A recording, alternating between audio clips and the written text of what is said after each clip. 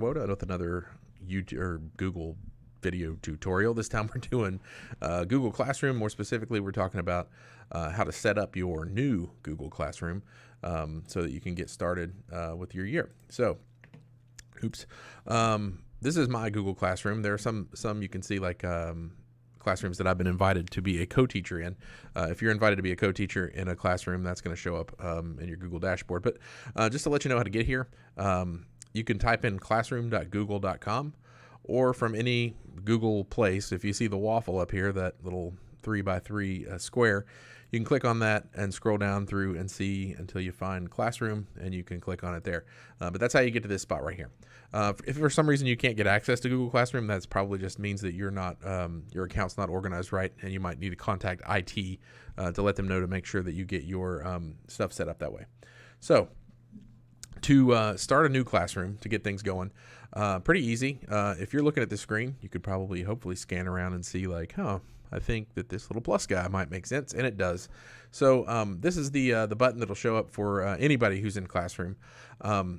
If you are a teacher, if you're set up as a teacher with a teacher account at the school, then when you click that, you're going to see Create Class and Join Class. If you're just a student that doesn't have those privileges, they'll probably only see Join Class. But we're going to hit Create Class.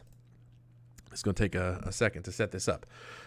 So you have to give your class a name. I'm going to call this Sample Class. All right, that's the only thing that is required here. But if you teach, multiple groups of, say, biology, I don't know, all day long you're teaching biology, you might want to create under section, you might say first block, second block, third block, however you want to describe which group of students that you're going to have. This is optional, but I would recommend it. Also the subject, so it would be like science or something like that. That's also optional. And then the room number where your room takes place or your class takes place. That's all optional. The only thing that's really required is that you give it a class name, but this would make things a little easier to keep straight in your head. So after that, I'm gonna hit create, and this takes a second. It doesn't happen automatically because a couple of things are happening right now. Not only is it creating your Google Classroom, but it's also creating a special folder in your Google Drive, and also a calendar for your students, for you and your class to use for due dates and special events and stuff like that. So now that we've got this set up, it's named Sample Class because that's what I named it. So we've got we've started, right? We've gotten there. So the next thing you might want to do, Google has decided a few things for you. First of all, this little header up here, this little piece of art, Google chose that for you, for me. So there's some things we can do. We can click Select Theme up there, and that's called the header, by the way. The section here is the header. We're going to click Select Theme, and then Google has kind of created some little artwork that might, appeal to you. This is the easiest way to kind of get things started, to customize it. So this is some general stuff, but there's also history and English related things, math and science. So this is where you can kind of set this aside, set this apart. I would recommend maybe using some of these themes just because, when students if they're in multiple Google Classrooms, it might, signal to them that, I'm in Mr. Woda's class or whatever. So maybe you picked a different graphic at the top just so it's visually understandable. So that's one thing you can do. You can change the header that way. You can also, let's see, under other, is it other? No, I'm sorry. You can also, upload a photo. So you can, if you have a special photo that you would like to use there for your classroom, you just upload that from your computer or your Google Drive. But it's very important. It's kind of tricky because depending on whether the student or whoever is looking at this on a computer versus a iPad or something or a phone, it's going to resize that a little bit, so it might not be centered the way that you might like it. So there's that. So this is kind of how that's set up. A couple of things real quick. When you go to invite, well, we're going to have another video on how to invite, but this is your class code. This is your Google Meet link that you may or may not create. But you might go over here to the gears, the little settings gear. You can click on that, and this is where you can change any of those things that you set up. You can add, maybe you decided, I do want to add a class description. You can add that there. Your class code, you can regenerate that or copy it or paste it or whatever. But these are kind of dig through these settings and see what you might be interested in doing.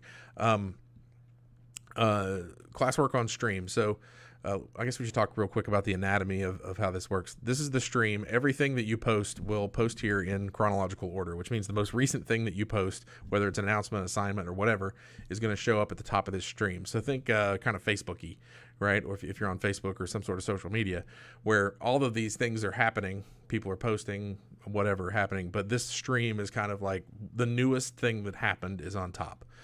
So it's handy in that effect. Classwork is the second section. This is only going to be assignments that you've created for students. So if they just want, like, let me get all the announcements and stuff out of the way, I don't want to see that. I just want to see what work I need to do. They can click Classroom, and all of that stuff will be down here. People, these are going to be the students that are in the class, and then grades. That's only visible to the teachers of the class.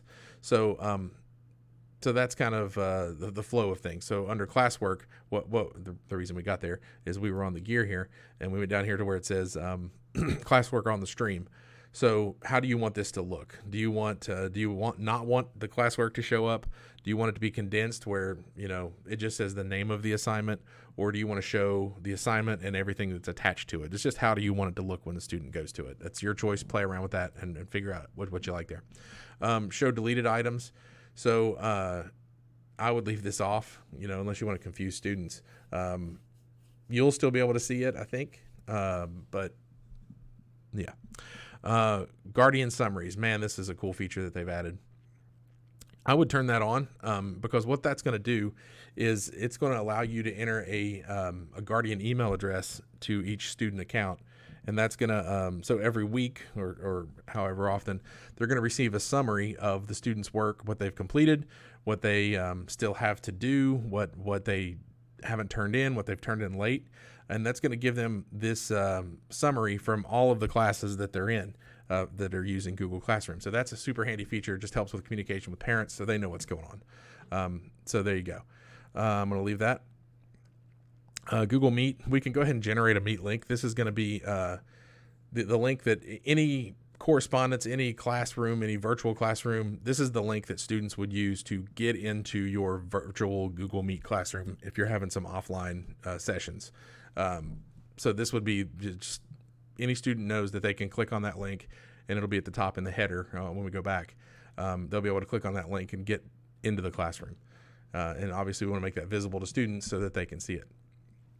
All right, the last thing here in the settings, the grade book, setting up your grade book. If you don't already know this, Google Classroom will synchronize with Progress Book, which means that you only have to enter the name of the assignment, the number of points, and all those things once in Google Classroom, and then every now and then you'll have to go back to Progress Book to synchronize and it will automatically create all the assignments that you've created in Classroom. It'll add the grades. All that stuff will synchronize. You just have to go over there and hit a sync button every now and then to do that. So how are you going to set up your grade book? This is just like you would do in Progress Book. Is there no overall grade? Is there, if you're dealing with just total points, which means, you give a specific point amount for each item, or are you going to weight those points based on categories? So if you're going to do that, you would start adding these categories, bell work, daily work, homework, tests, exams, whatever. Just make sure that everything, when you add these categories, that they all equal up to 100. So it'll calculate for that for you. So whatever. Or you could just stick with total points. No big deal. Just your choice of how to set up the grade book. So that's kind of the settings. I'm going to discard all that because whatever. I think that's all we need to cover here just in the setting of the creating of your Google Classroom. If you have any questions, you can always reach out to me at wodajr@collins-cc.edu. You can get that through, that's Gmail or Google Chat. Also, I'm on Twitter at @mrwoda. So I hope you enjoyed the video. I hope it was helpful, and we'll see you later. Bye.